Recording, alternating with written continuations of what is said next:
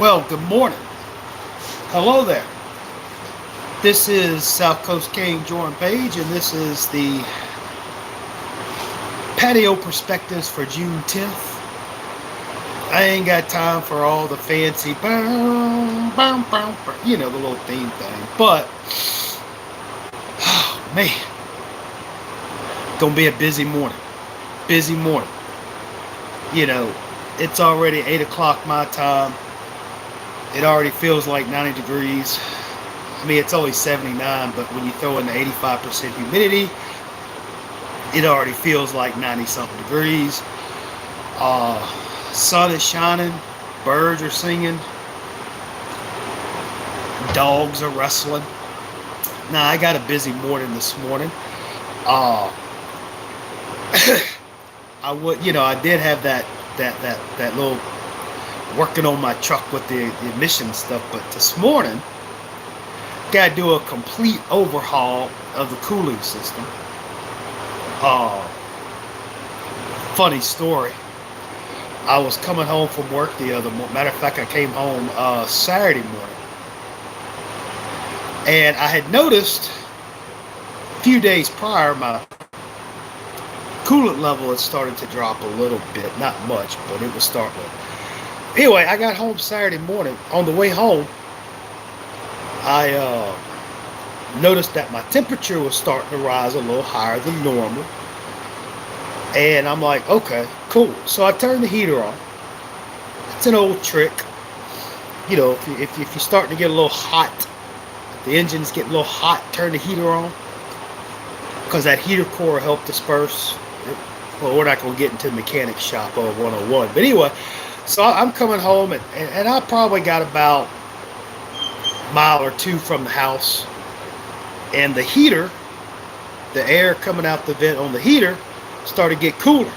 I'm like, oh snap. I knew what was going on. I knew I was losing fluid somewhere. And of course the temperature's going up, and I'm like, wonderful. I knew what's happening. I figured it was one or two things. Either one, well, it could have been three things. One, maybe the heater core is leaking. No, it ain't leaking. Two, maybe I got a bad hose. Or three, I got a hole in the radiator. Well, come to find out, the latter was true. I mean, I turned the engine off. I got in the driveway, turned the engine off, and I could hear it. Feel the swag. What's up? Good morning.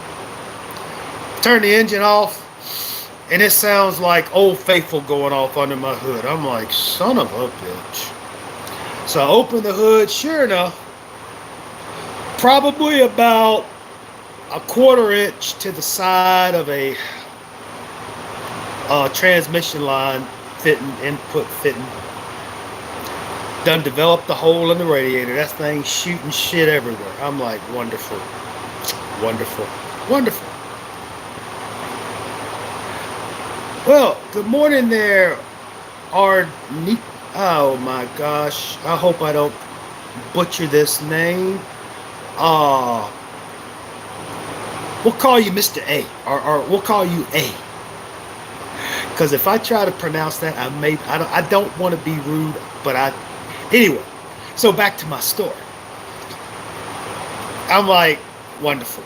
I mean, it's like, I'm like, oh man, son of a gun. Art Stanley, hello there.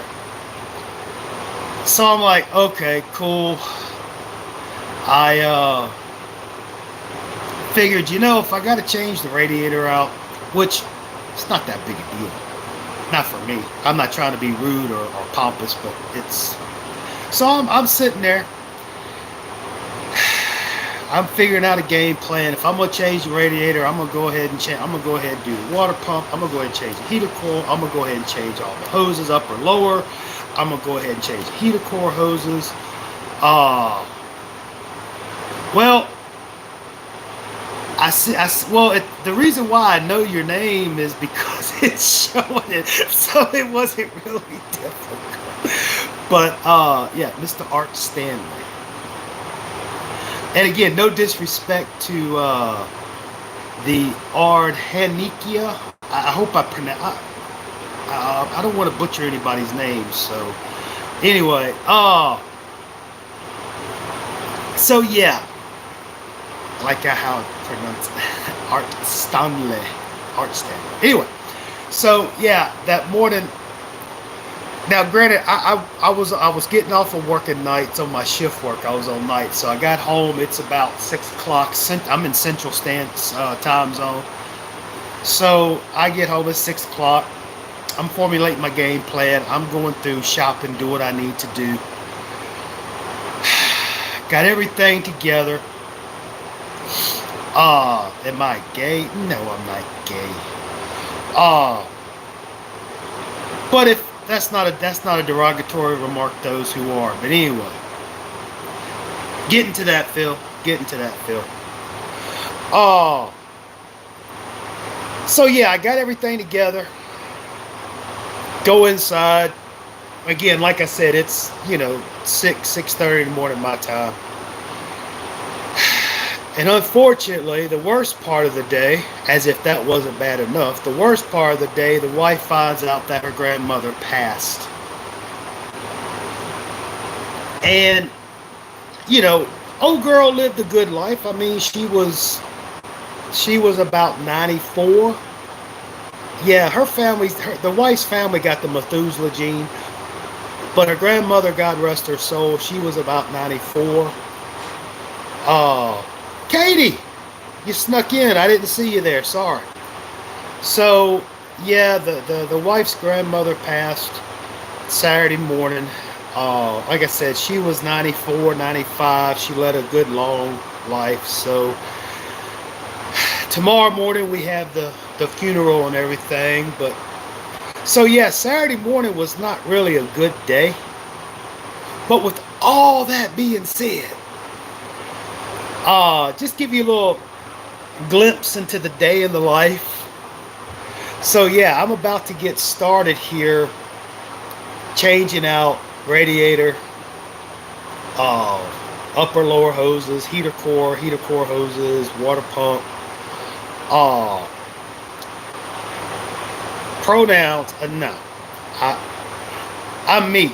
I'm just a crazy. Oh, your notifications are on. Cool. Look, you call me what you want.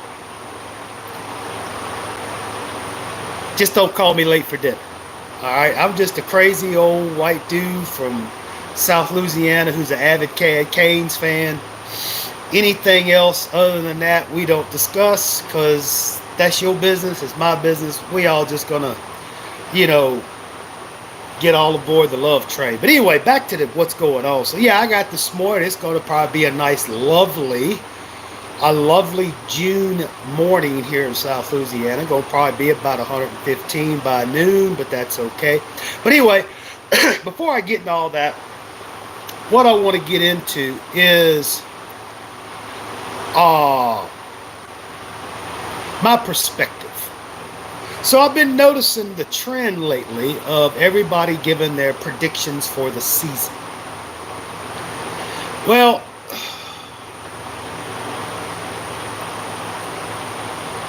I don't really have a prediction as far as the season goes. I fell for that trap. And now, granted, I am on record of saying, yeah, based on what the team has, they better do something. They better do something. But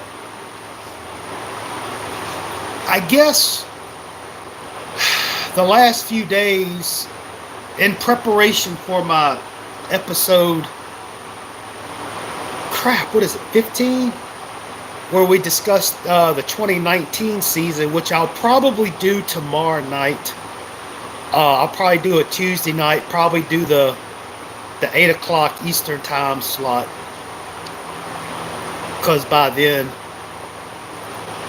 Oh yeah, we'll do something maybe in July, but see, here's the thing. Let me get back to the show.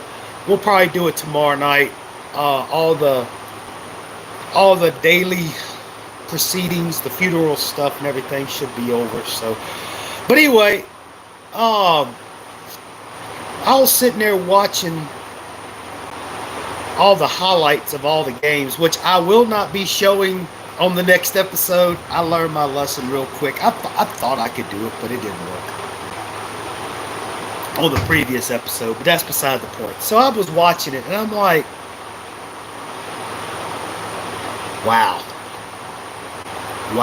And let me give you a little tidbit here. Do you realize that the University of Miami has not beaten North Carolina in football since 2018? Let that sink in for a little while. And I know that North Carolina is not on the schedule this season, but it's 2024. It's been 6 seasons. Well, it's going to be 6 seasons. If we play them next year in 25, 6 seasons. It has not been since 2018. And I bring that up because watching those highlights, I start seeing, I'm like, damn. We had to go through D'Onofrio with Golden. And now we have to deal, in reference to the series, starting in 2019 with the new regime, we got to deal with Baker's defense. And, I'm watching the offensive line doing what they were doing because they had no guidance. It was horrible.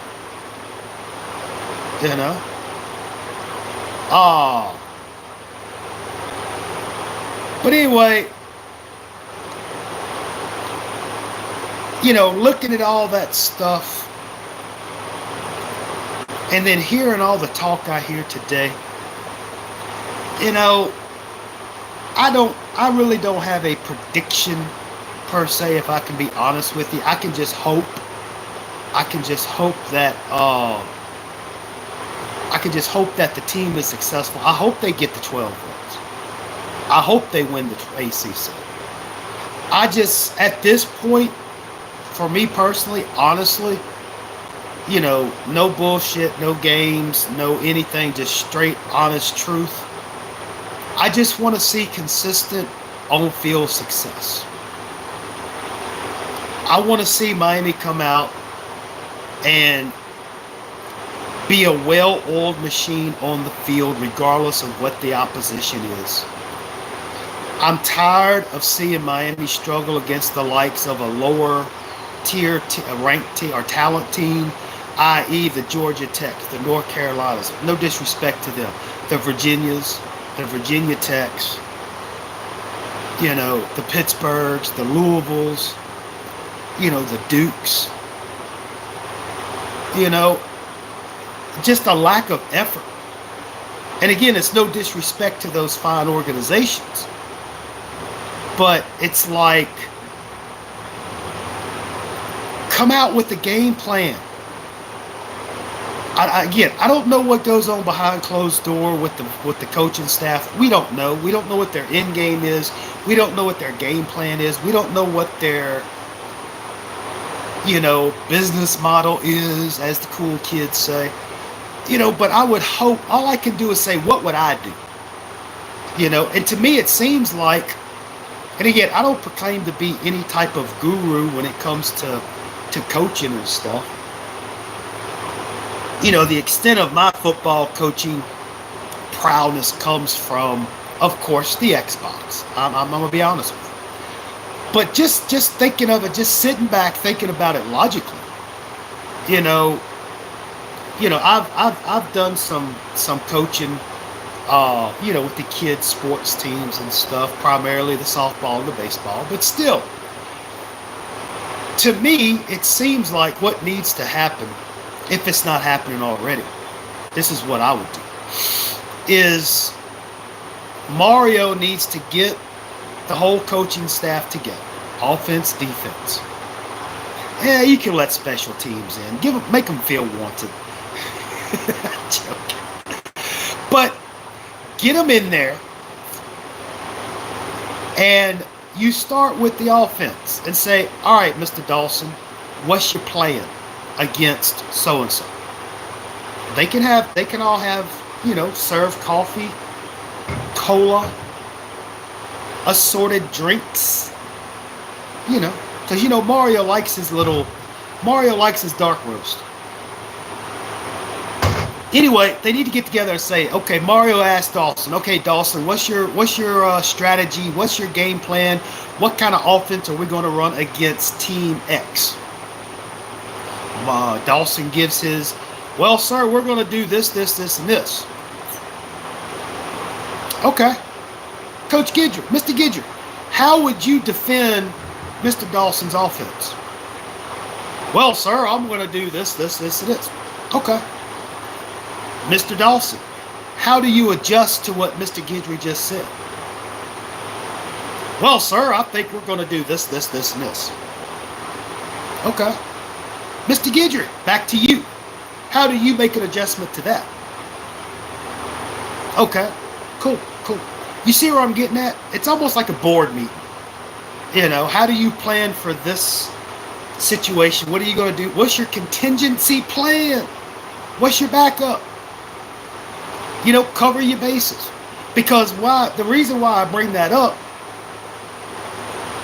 and then of course also you can also go and start with Mr. Gidry. Mr. Gidry, what's your defensive game plan against Team X?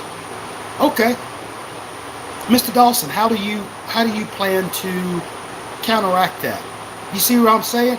And based on film study, okay, because honestly, if you've been paying attention, basically the opposing team's defensive scheme against Miami has basically been kind of the same. Miami's not going to go in motion, so you don't know if they're going to go into a zone. And odds are, if they do, if the defense for the opposing team throws a zone, they're going to rush like 3, maybe 4. They'll probably drop 7 or 8 into coverage in zone. Put that guy in motion. See what happens. If nobody moves, hey, they're in zone. So guess what? Go ahead and send a couple of guys 30, 40 yards downfield, but leave somebody in that little buffer zone, that 10-yard zone, because it's probably going to be wide open. But anyway, it's like, no adjustments get made. I like to see some adjustments be made. I like to see some very intellectual coaching, and as far as the players go, yes, I understand we're in a whole different age now with the NIL and free agency and all that good jazz. But let's not rely on highlights, star rankings. What does this young man offer to the success of the team? You see what I'm getting at? And this is not a knock. This is not a knock on Mr. Ward. This is not a knock on Mr. Martinez or Barrow or anybody. Nobody on team. This has nothing to do with anybody. I'm not trashing the players. But what I'm saying is, if you want to run whatever offense you want to run as a coach, whatever defense you want to run as a coach, okay, great, cool, do your thing, baby. I know that seems to be the trend, Katie. I will agree with that. What kind of business are you going to run? Okay, and in order for your business to be successful or your team to be successful, you need players that are going to conform to that model. If you want to run, because I'm being conflicted, because we've been told we're going vertical, we're going to open it up, but then you get out there and they play in Big Ten, 3 yards in a cloud of dust, or 3 plays in a cloud of dust, whatever they used to say. And okay, so if you want to run the old antiquated, or let me say that again. If you want to run the old student body left, student body right, fullback up the middle, okay, fine. If you want to run the greatest show on turf 2.0, talking about the Rams back in the day, if you want to play XFL football, Arena League football, cool. But you have to design a team around what you want to do. You know, if you want to do a little bit of both, okay, fine, do that. But just getting these players because they were the best thing available, just because they were the best thing available, and it has nothing to do with conforming to your system or your vision of the business model, if you will, for the team, then you're no better than if you're star chasing, if you're going, hyping and chasing, if you're just going after the highlights and not the actual meat of the sandwich, you're no better than what Coker did. You're no better than what anybody's done to this point. And that's what gets me. Talking about your Virginias, your Virginia Techs, your Georgia Techs, etc. They have players that'll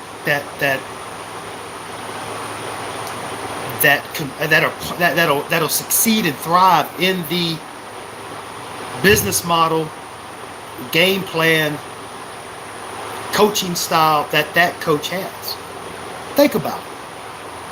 Let's take Virginia. Virginia's been playing Miami pretty good here for a while. How many 5 stars does Virginia have? How many top 5, top 10 recruiting classes does Virginia have? I mean, I'll give you a moment to look. How many NIL deals, how many, top rated portal classes does Virginia have? I don't know. I don't think it's much. I don't think it's much at all. But the coaches at Virginia, they have an idea. They have a model, a plan on what they want their team to look like, the structure of their team. This is what we're going to run. This is how we're going to do it. And they get guys that will basically fit and work and excel in that program. And it shows, they get out there and it works. They just go out there, throw, catch, tackle, run. That's it. But it's almost like, so we should say, what kind of game plan does Mario have when all we know every single one of his one and dones? Well, exactly. In other words, it's like you're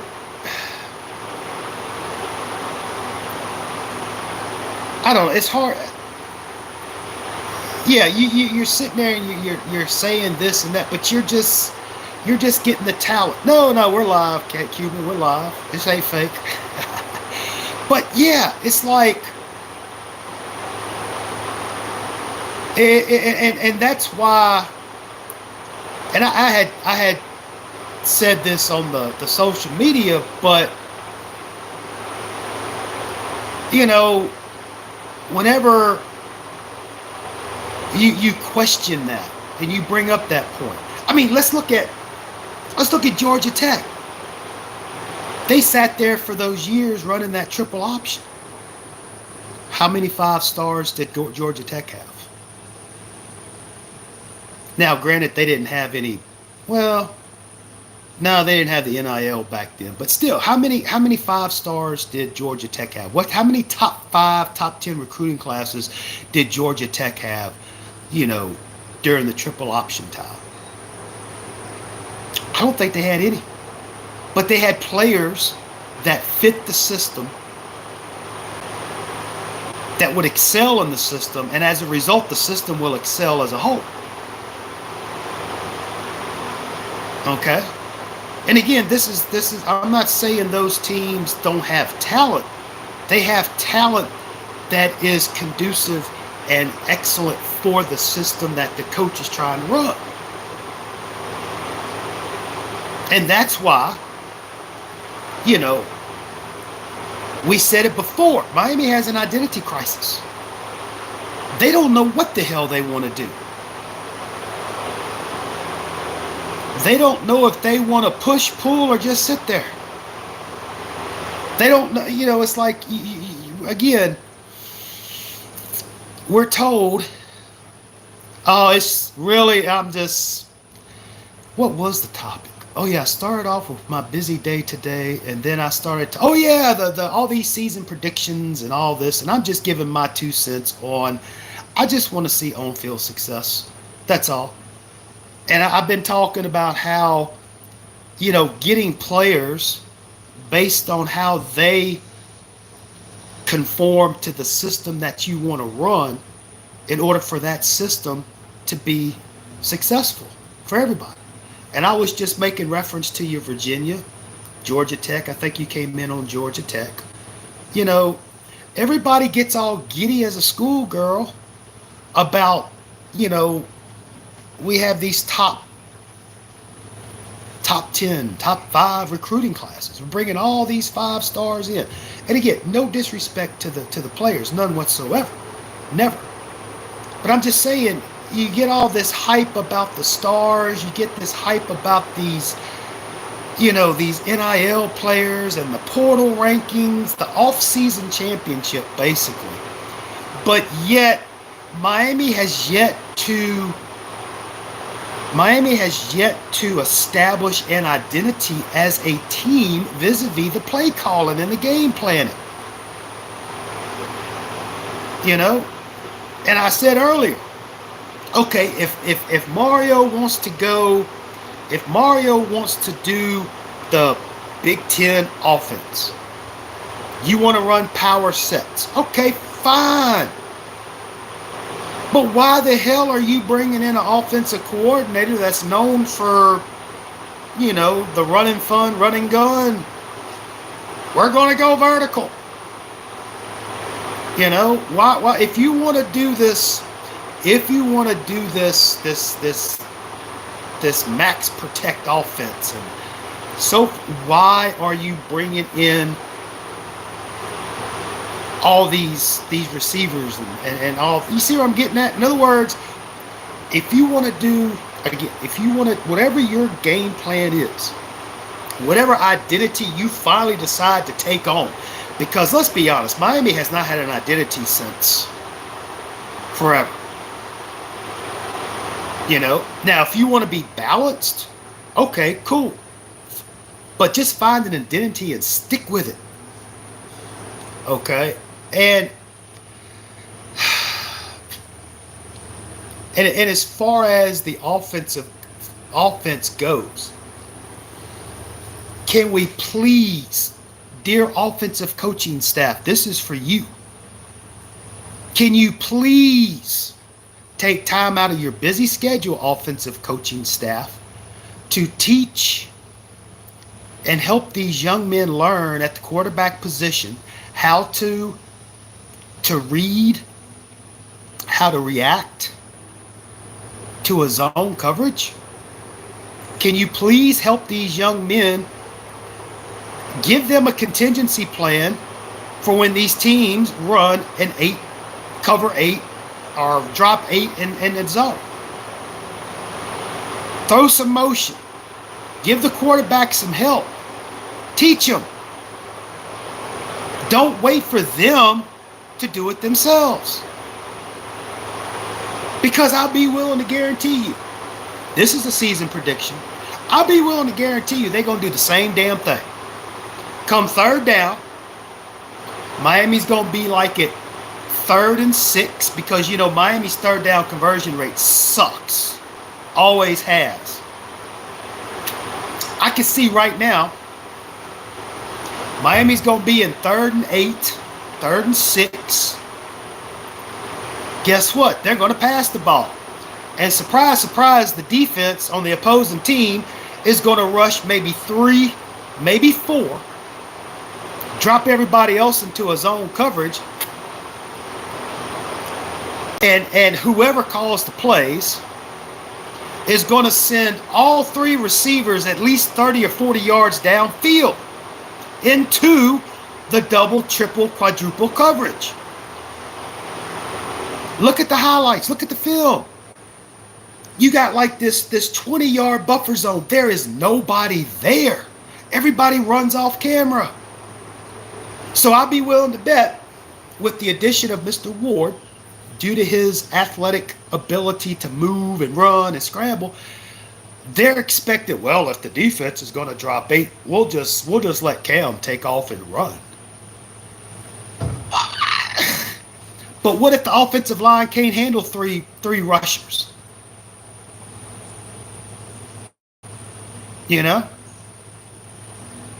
I forget right offhand, I forget who got knocked out a few years back, but the team only rushed like 3 players and got to the quarterback, got to Miami's quarterback. I forget who it was. I'm sorry. It's just, I forget right offhand. Injured the dude, put him out. But anyway, you know, and Katie, I'm not even talking about turnovers. I'm just saying, it doesn't matter who you could have. You could have Robert Marr back there. All right. Tate Martell. A little lead in for tomorrow night's show. You know, but if you're gonna have a, third down you're gonna pass, and you see that they've been dropping 8 in coverage and zone, send somebody, at least have somebody just stop and come across the middle. Say, look, we're going to run 3 wide receivers, or we'll run 2 receivers and a tight end. I better be careful about that. But who's to say? Let's say you run 3 receivers. All right, here's what we're going to do. You know, player A, player B, y'all are going to go about, you're going to go ahead and be the deception. You're going to go out 20, 30 yards and do whatever you need to do. And then player C, you're going to the first, you better go at least 2 yards past the first down marker. And then you just cut, stop, whatever, hit them first down. You know, we don't have to go, we don't have to throw it down the field every single third down for a touchdown. Nickel and dime them. Hit that little 5-yard pass for a first down. Hit that 10-yard pass for a first down. Make the defense for the opposing team think, because right now you're making, as an offensive game plan, Miami's making it so easy for the opposing defensive coordinators. Easy. Because Miami's basically doing the same damn thing every time. Mix it up. Exactly, Katie. Hit the running back coming out the backfield. That's what seems to destroy Miami's defense. It's almost like it seems like, and that's a good point, Katie. It seems like Miami's defensive game plan is based off of Miami's offensive game plan. You know, does anybody look at these teams? Because a lot of teams are going to do basically the same thing. But right now, opposing teams and opposing defenses and offenses, they know what kind of cards Miami's holding. They know it. You know? And again, I don't give a rat's ass what kind of offense you want to run at Miami. I really don't. But if you're going to run one offense style or the other, bring in fellas, bring in young men that will excel, and as a result, the program will excel. The team will excel. Don't bring in all these, all these stars and NILs and stuff, and then you don't utilize them. I don't get it. I don't get it. But that's my prediction for the season. I actually, honestly, my honest prediction for the season is unless something changes, unless they stop eating the same food, or if the habits don't change, it's not going to matter. You can bring back Duper and Clayton with Marino in the backfield, with Larry Zonka in the back. It ain't gonna matter. It won't matter.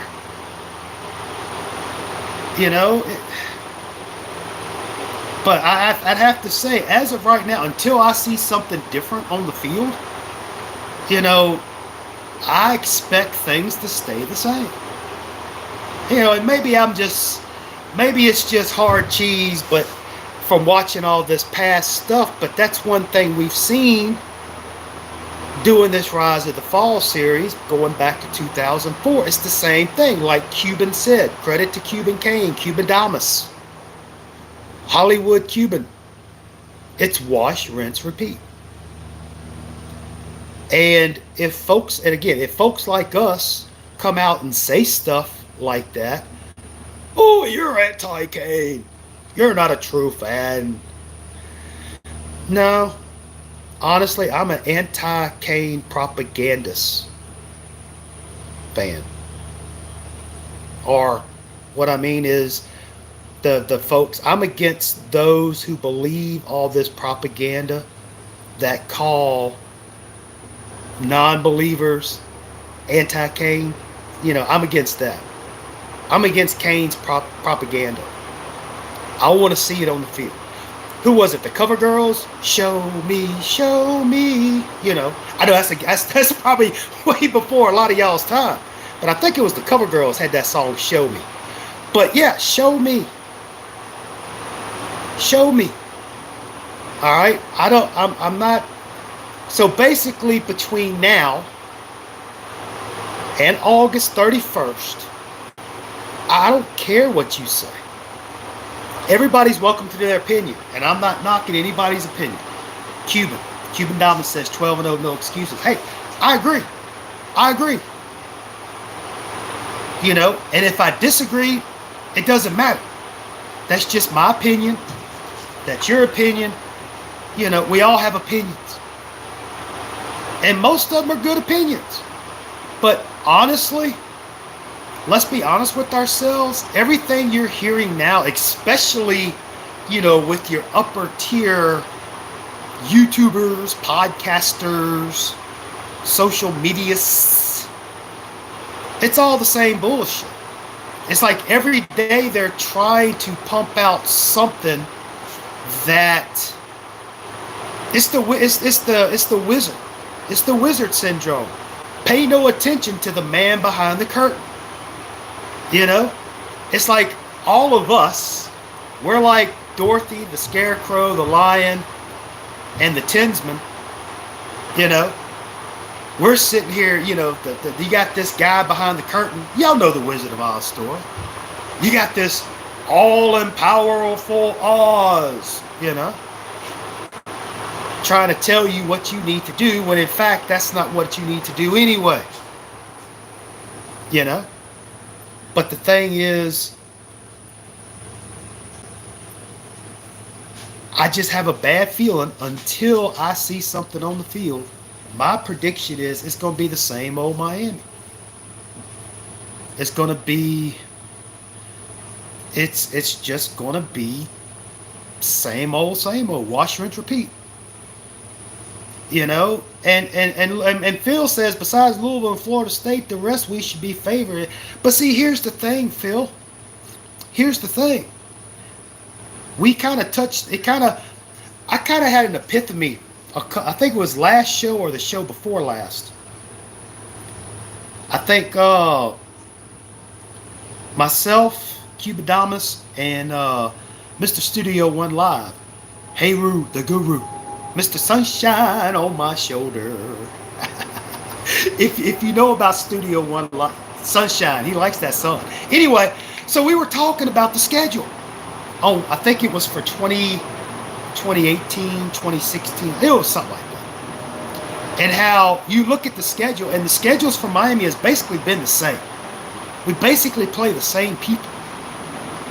You know, it's like, again, this year, you look at the schedule.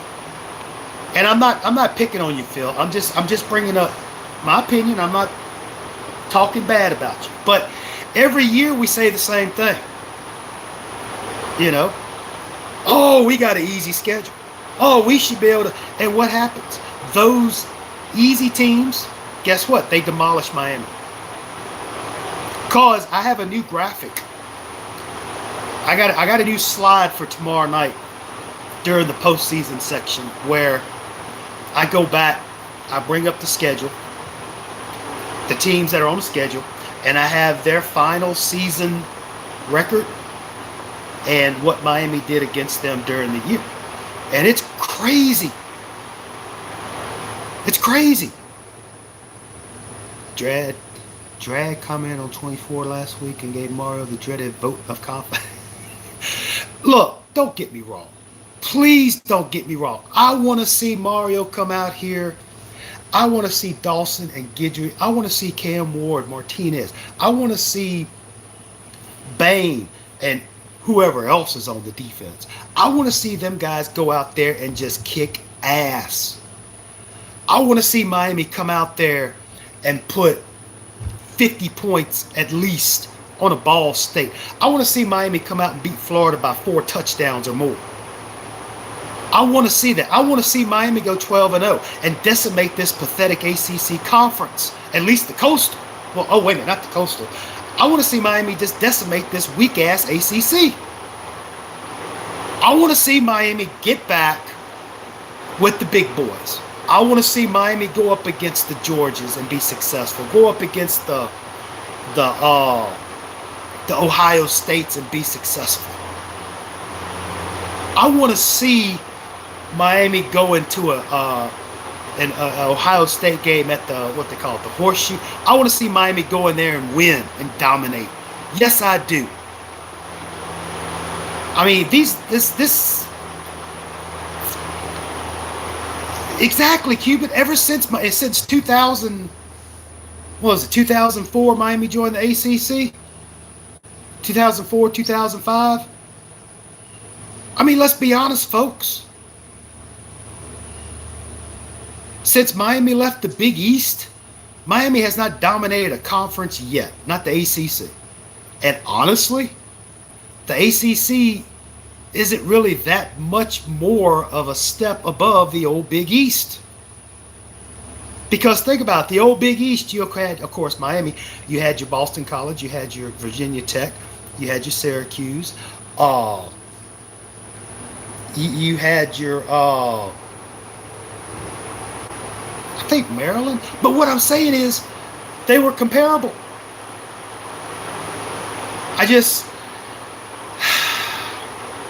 I know I'm rambling on here, but it's just,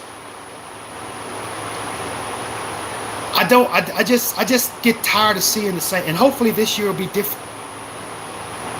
You know, hopefully, you know, Miami comes out with a vision and a purpose instead of, just get on out there and play. Looks like you have a substitute teacher in the class. Yeah, there is no Coastal or Atlantic Field. It's just ACC. But still, you know, I don't, honestly, truth be told, I don't give a rat's ass how good Florida is. I don't care how bad or good Florida State or Louisville. I don't care. I just want Miami to come out as a well-oiled machine. Okay? Play, have a game plan that the players that you have excel in. Okay?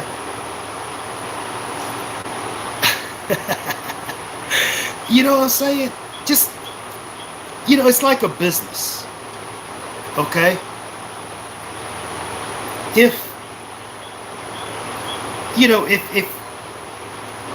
you have a business, say, if you have an auto mechanic shop, let's say you own an auto mechanic shop. Okay? And you hire a bunch of florists. No disrespect to the floral community, but you hire a bunch of florists. People who've only dabbled with flower arrangements. How the hell are they going to be successful changing out a head gasket?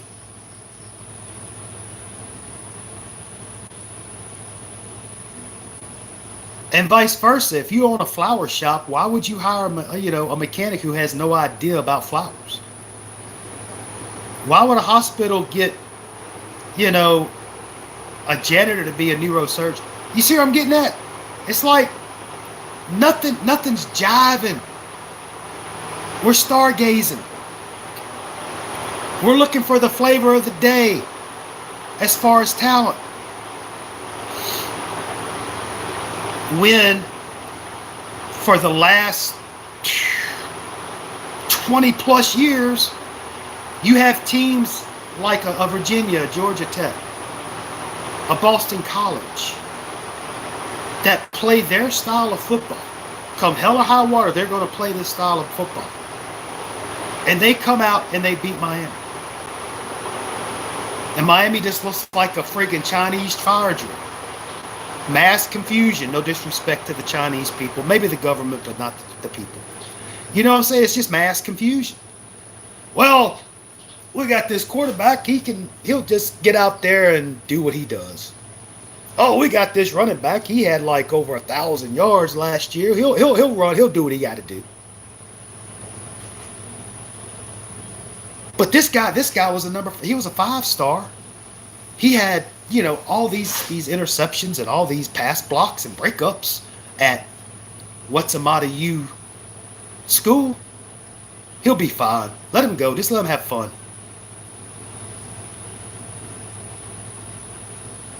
Again, this substitute teacher mentality for the coaching staff has got to stop.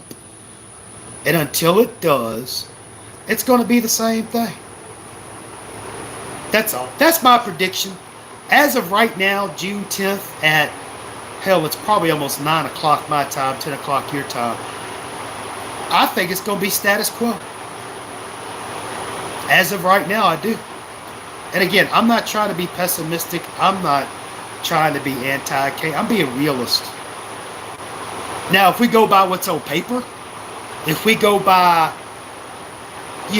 past history of these players, yeah, I think the talent's there if it's guided properly and nurtured and it's grown, incubated and cultivated.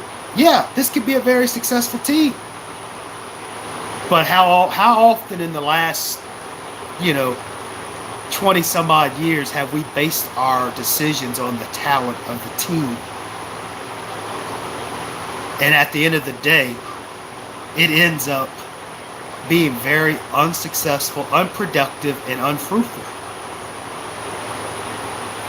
And then now, you can promise these kids the moon, the stars, and the Milky Way galaxy, okay? And if it doesn't come to fruition, or if it doesn't come true, guess what? They gonna bail.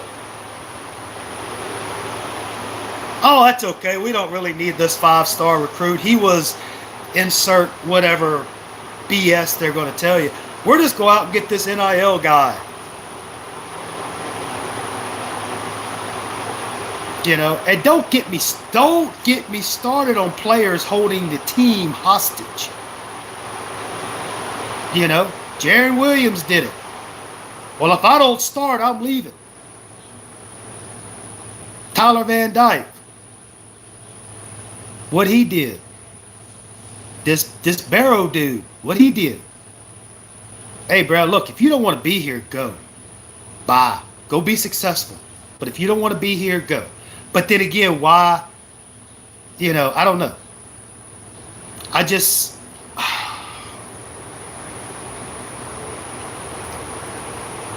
want to see things change. Stop being predictable. Stop relying on just talent, stars. We're off-season champs. Whoopee, who cares? What's that going to do for the season?